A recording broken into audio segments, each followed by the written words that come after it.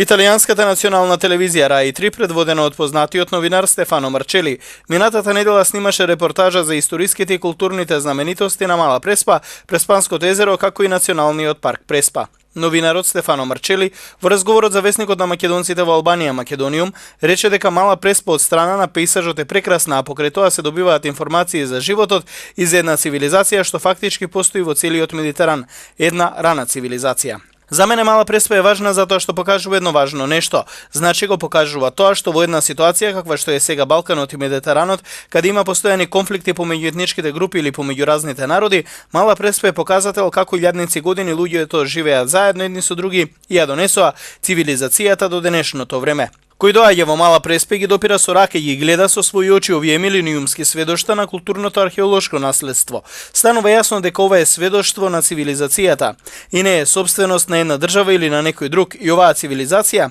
нема име на држави, но има име на една заедница на луѓе, е многу важен фактор за Медитеранот, кој е лулка на цивилизацијата која доаѓа до денешно време, рече Марчели.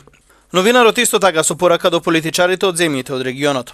Политичарите да направат едно патување до Мала Преспа ќе е корисно за нив.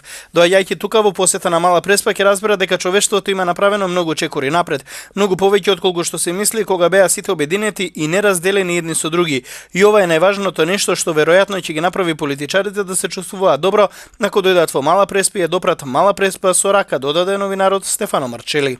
Репортажата за Мала Преспа како дел од емисијата Медитеранео, освен на Раи 3, ќе биде прикажана на 10 ТВ канали во Европа како Франс 3, Франс Интернационал, ТВ 5 Монд во Франција, ТСИ во Швајцарија, ЕРТ во Грција, РТВ Сло во Словенија, ЕРТВ во Јордан, НТВ во Алжир, како и на повеќе канали на арапски јазик.